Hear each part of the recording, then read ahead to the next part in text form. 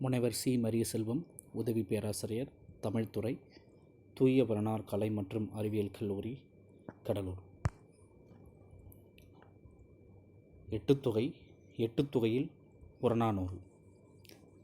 புறநானூறு இந்நூல் புறப்பொருள் பற்றிய 400 அகவல் பாக்களின் தொகுப்பாகும்.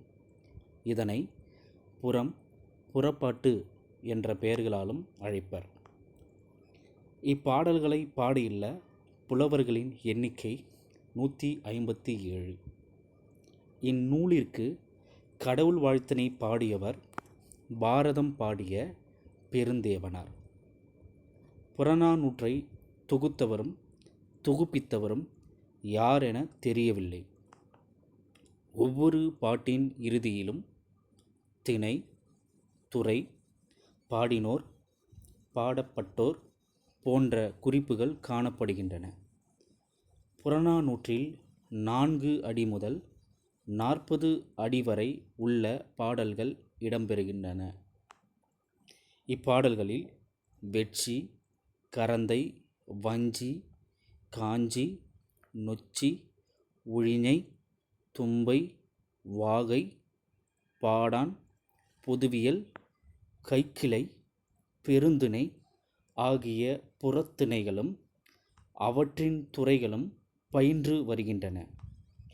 இந்நூல் பண்டை காலத்தில் தமிழ்நாட்டை ஆண்ட மூவேந்தர்கள், சிற்றரசர்கள், வேளிர்கள், கடையெழு வள்ளல்கள், புலவர்கள், அக்காலத்து மக்கள் வாழ்க்கை முறை, உணவு, உடை, விழாக்கள் முதலிய பல செய்திகளை புலப்படுத்தும் வரலாற்று பெருநூலாகவும் தமிழர்களின் செந்நெறி பெட்டகமாகவும் திகழ்கிறது. புறநானூற்றில் 182வது பாடல் உண்டாலம்ம இவ்வுலகம் என்று தொடங்கும் பாடல். இப்பாடலை பாடியவர் கடலுள் மாய்ந்த இளம்பெருவழுதி. இவன் பாண்டிய மன்னர் குலத்தைச் சார்ந்தவன். சங்ககாலத்து தமிழ் மன்னர்கள் தங்கள் கடற்படையை கொண்டு கடாரம், சாபகம், ஈழம் போன்ற நாடுகளுக்கு சென்று போர் புரிந்து வெற்றி பெற்றவர்கள். அவர்களின் கடற்படை போருக்கு செல்லும் பொழுது மன்னர்களும் தம் கடற்படையோடு செல்வது வழக்கம். அவ்வாறு கடற்படையோடு இளம்பெருவழுதி சென்றபொழுது அவன் சென்ற கப்பல் கவிழ்ந்ததால் அவன் கடலில் மூழ்கி இறந்தான். ஆகவே கடலுள் மாய்ந்த என்ற அடைமொழி அவன் பெயரோடு சேர்க்கப்பட்டுள்ளது.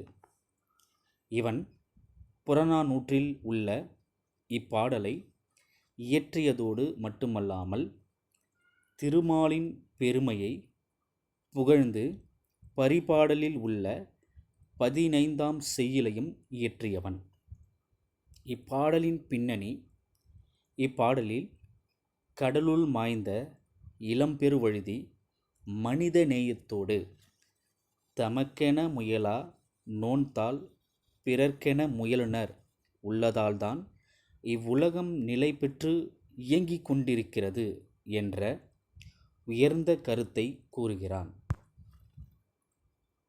இப்பாடலின் திணை பொதுவியல். எல்லா திணைகளுக்கும் பொதுவான செய்திகளை தொகுத்து கூறுவதால் பொதுவியல் என்று பொருள். துறை பொருண்மொழி காஞ்சி. உயிர்க்கு நலம் செய்யும் உறுதி பொருள்களை எடுத்து கூறுவதனால் பொருண்மொழி காஞ்சி என்று பொருள்.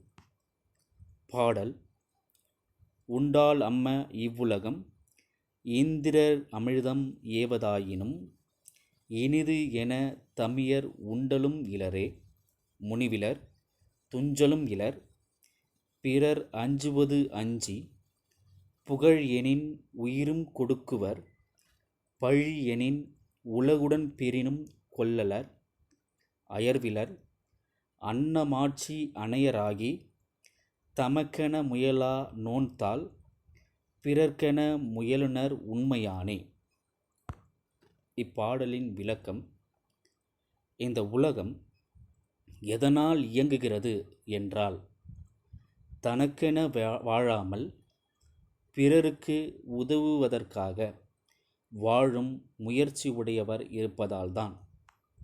இம்முயற்சி உடையவர்கள் இந்திரனுக்கு உரிய அமிர்தம் தனக்கு கிடைத்தாலும் அது இனிமையானது என்று தனித்து உண்ணமாட்டார்கள். யாரையும் வெறுத்து ஒதுக்க மாட்டார்கள். சோம்பலின்றி செயல்படுவார்கள், அதாவது சுறுசுறுப்போடு செயல்படுவார்கள். பிறர் அஞ்சுவதற்கு தாமும் அஞ்சுவார்கள். புகழ் வரும் என்றால் தம் உயிரையே வேண்டுமானாலும் கொடுப்பர். பழி வரும் என்றால் இந்த உலகம் முழுவதும் கிடைப்பதானாலும் ஏற்றுக்கொள்ள மாட்டார்கள். எந்த நிலையிலும் மனம் தளரமாட்டார்கள். இப்படி தமக்காக உழைக்காமல் பிறருக்காக வலிய முயற்சியுடன் உழைப்பவர்கள் இருப்பதால்தான் இவ்வுலகம் இயங்கிக் கொண்டிருக்கிறது என்று இம்மன்னன் பாடுகின்றான். நன்றி.